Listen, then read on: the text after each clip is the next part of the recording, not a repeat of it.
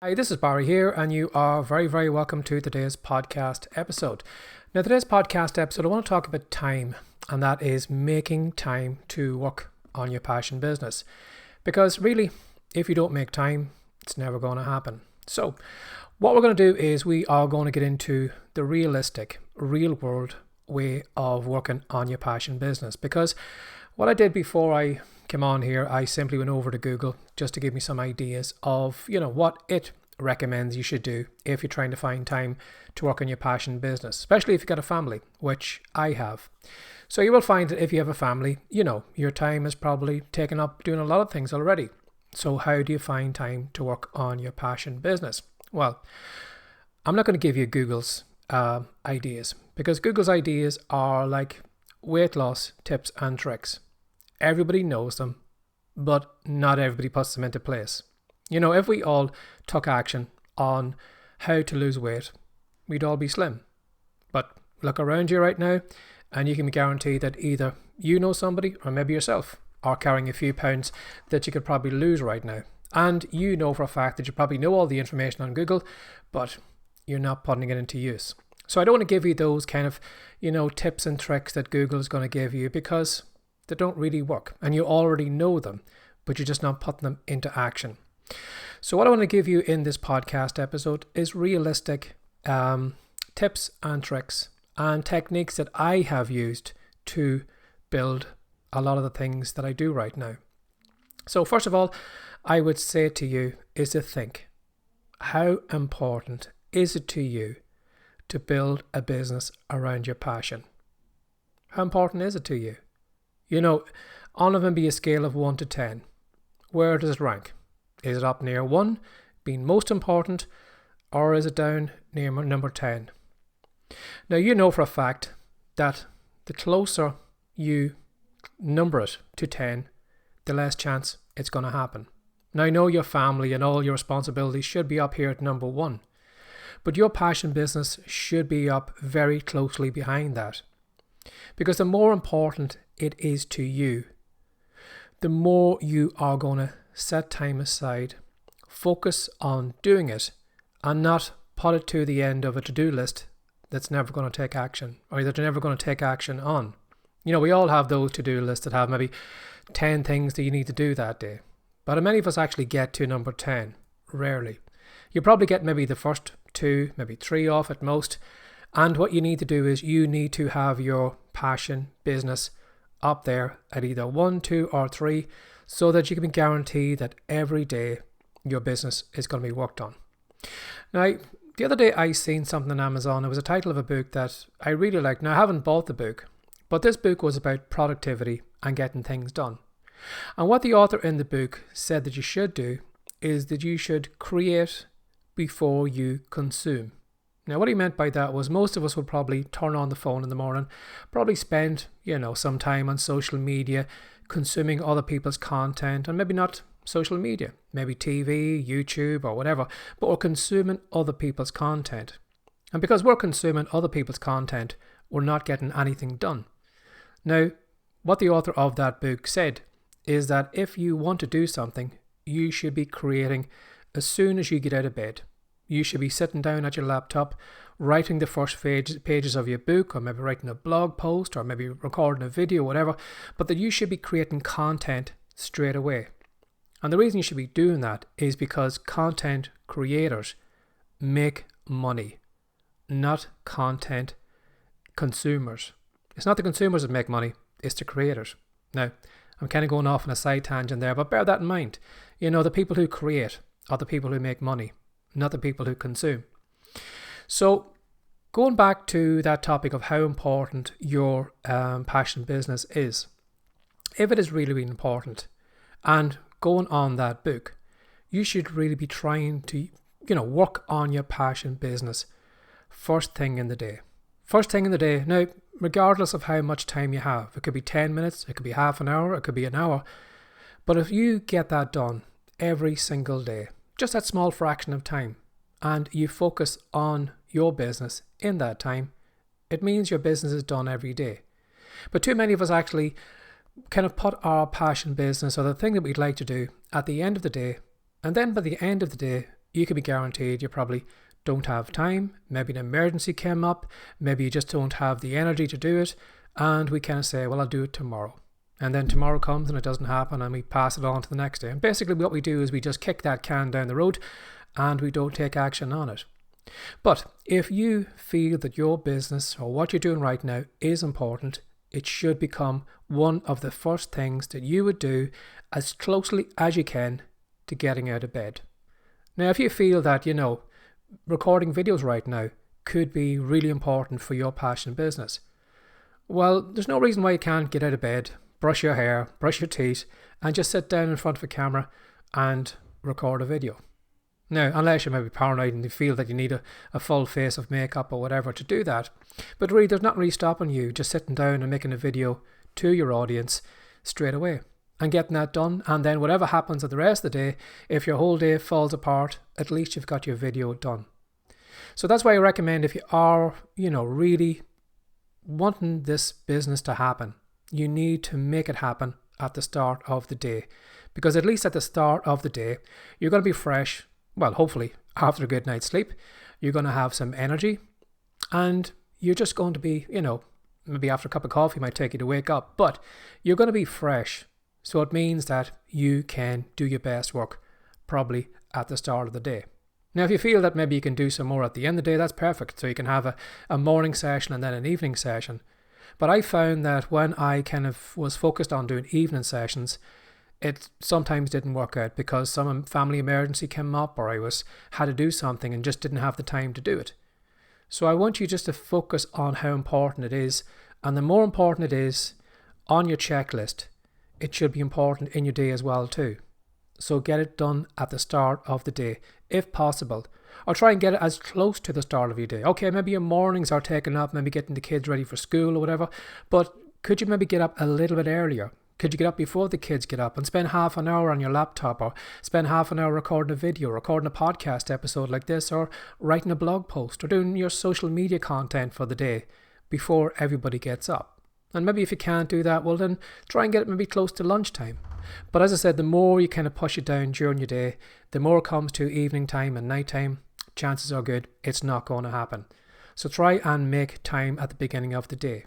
Now, in my own case, to give an example of how I used to do it, now sometimes I didn't have time to, work during the day because I used to work a not a 9 to 5 job. I used to work night shift, and I used to work night shift in our local store where I used to stack shelves. And I used to work there for 10 hours every night. So I used to go in at 10 o'clock at night, and I used to finish at 8 o'clock in the morning. Now, there was no way when I came out of the store at 8 o'clock in the morning that I want to sit down and record content or do anything like that. So that morning was kind of lost to me.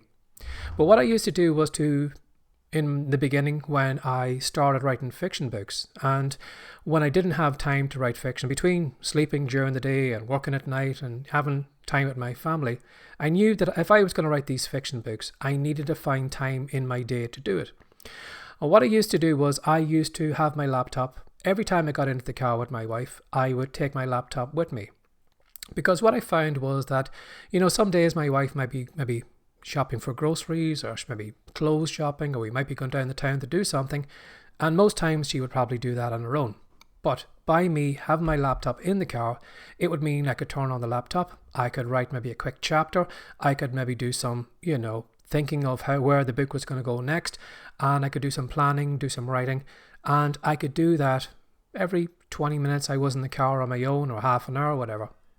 And what I used to do on top of that was that maybe if we were away, maybe on a Sunday, maybe we took the kids to a park or something like that, or, a kind of family event, what I used to do again was I used to take the laptop in my car, and while everybody else went off to do and play in the park or go on the swings or go for a walk or whatever, I used to sit in the car with the laptop and write for maybe half an hour, 3/4 of an hour, or however long I could, and then I'd put the laptop away, and then I'd spend the rest of the time with my family.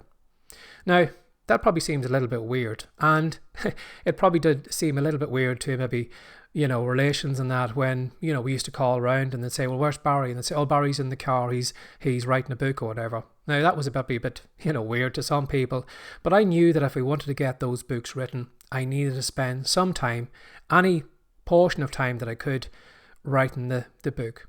And you will find that maybe some people might think you're a bit weird to do that, to sit in the car for a while and do some writing.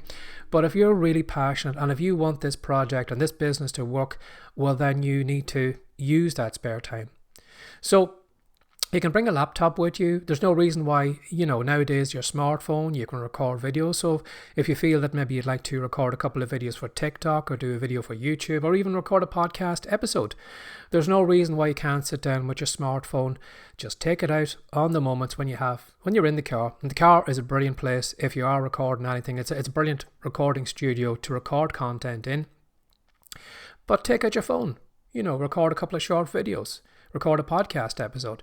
Even just maybe nowadays there are even, there's apps nowadays that has AI in it where you can actually dictate, where you can actually just talk to your phone, and then what the phone will do, or this app will do, it'll actually create a blog post from the content that you actually give it. So think about that, of creating content while you're in the car, free time during the day and things like that, because really you're not going to get more time in the day. None of us is going to get like 24 and a half hours or 25 hours. We're all limited to 24 hours. So what you need to do is you need to maybe sit down, analyze your normal day and have a look at where you're spending your time. It could be that maybe you can claw back some time by watching less TV. It could be that maybe even just deleting a couple of apps off your phone right now is going to free you up. What I found was I was getting very addicted to TikTok there recently, and I was just consuming a lot of content. I was consuming more content than I was actually creating, and I was finding that in the evening time I was just mindlessly sitting on the sofa, just going through video after video after video and just wasting time. And what I found was as soon as I deleted TikTok off my phone, it gave me a lot more time to read. It was a lot easier just to open the Kindle app, then open the TikTok app, so I could actually spend time reading Kindle books. Again, filling my head with knowledge and coming up with ideas for content and things like that. So give that some thought as well too, that how you're spending your time on your phone. Is there maybe some time you can claw back on your phone that would be more productive? Again, maybe taking off the social media apps, maybe putting on maybe the anchor.fm podcast app and actually creating content instead of consuming content. So give that some thought. Again, when it comes to, working and finding time in your passion business, when I went back over there to Google to give me suggestions of how would you do it as a parent, it was saying things like, delegate your activities or the household chores, or, delegate maybe some work to your kids or whatever. You can get them to do some of the things or help you out maybe with their content and stuff like that. But it was all kind of nice, lovey-dovey, fluffy stuff that doesn't always work for everybody, because you're going to find that even though you might like your family to support you, you might find that maybe your family doesn't. Some of us, mightn't have the most supportive spouses. We mightn't have maybe kids who believe that, mum can build an online business or daddy can build an online business, because sometimes our kids and our close family see us as us. And sometimes, the big dream that we might have of building a passion business where we have a huge podcast or a blog or, creating digital products, or we have a huge audience all over the world, is probably something that when they look at us, don't think that we can do it. So you may find sometimes that maybe the people who are the closest to you are the least supportive.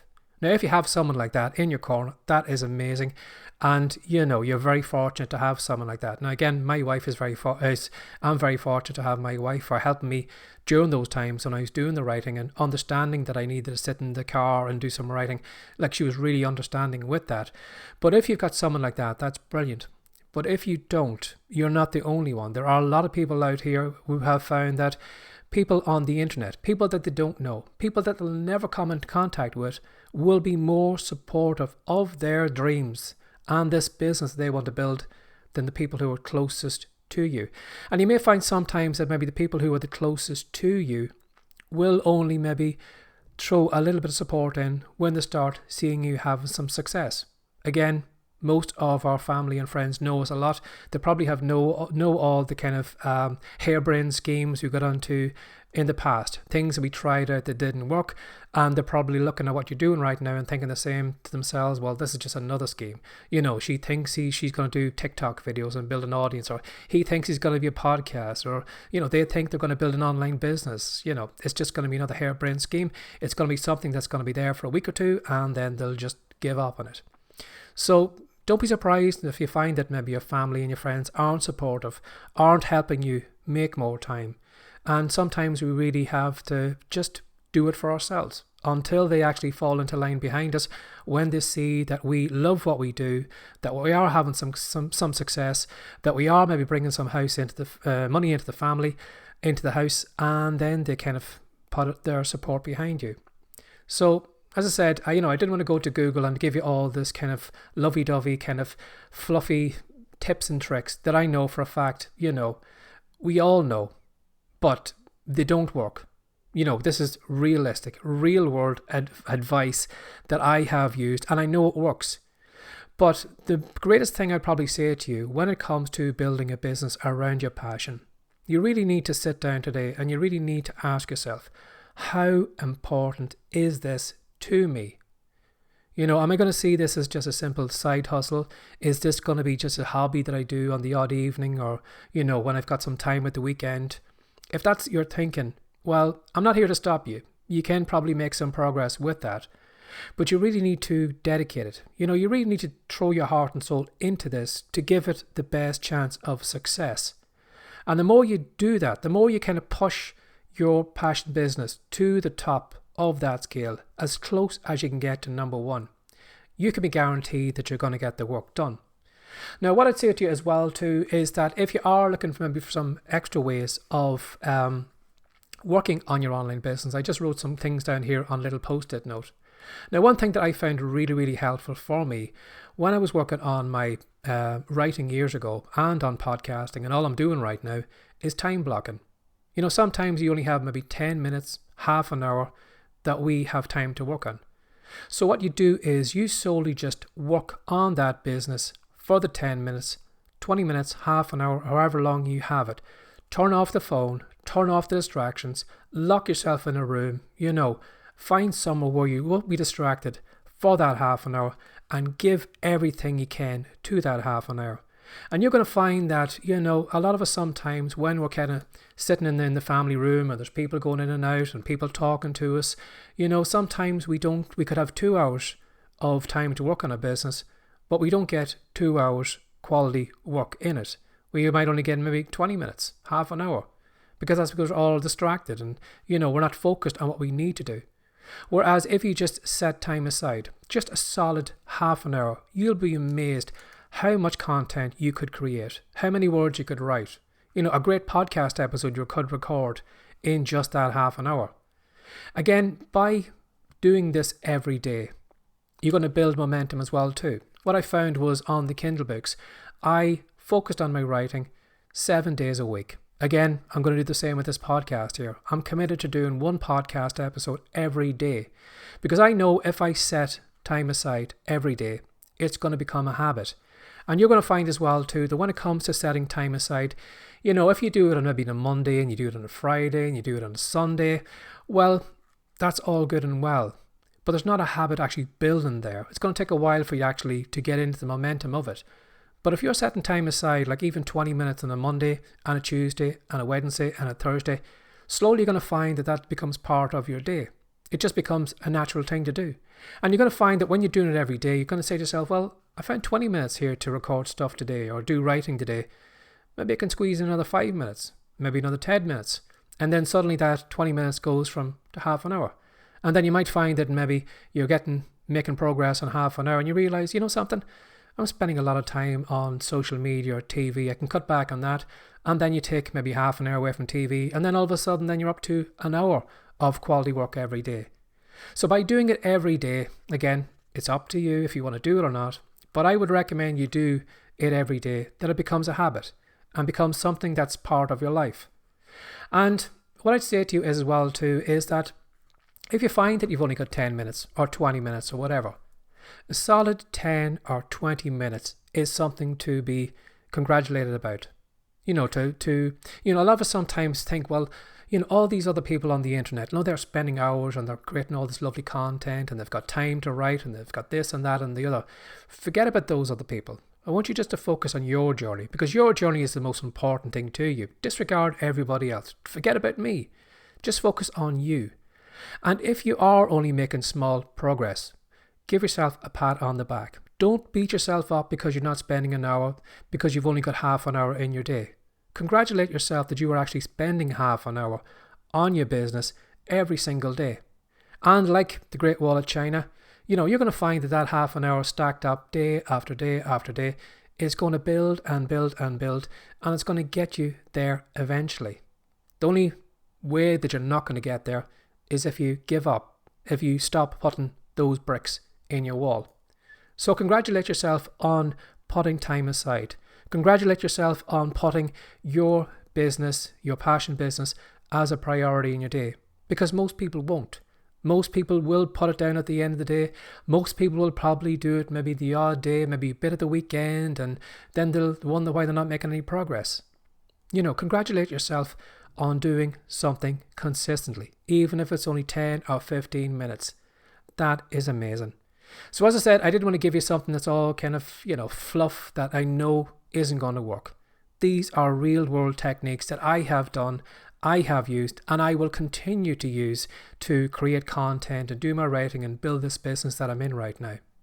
So if you enjoyed this podcast episode, if you have any questions or if you'd like to leave any comments, please do feel free to leave any comments, and I'll see you in the next episode. Have a lovely day. Bye-bye.